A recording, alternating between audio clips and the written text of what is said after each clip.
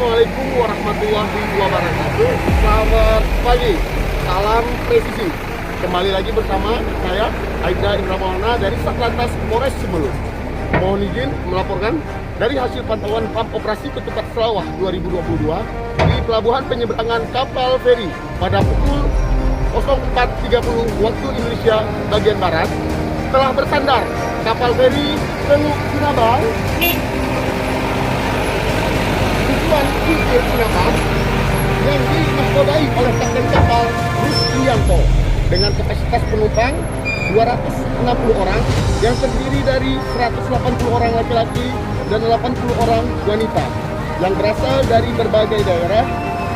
Mayoritas penumpang adalah mahasiswa dan mahasiswi dan juga para pegawai maupun pekerja yang ingin berkumpul bersama keluarga di kampung halamannya dalam rangka mudik Lebaran.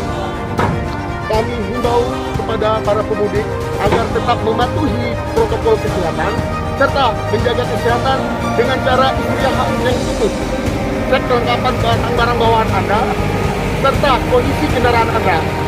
Kami doakan Anda selamat sampai tujuan. Salam sama keluarga di rumah. Demikian yang dapat saya laporkan. Assalamualaikum warahmatullahi wabarakatuh. Salam presisi.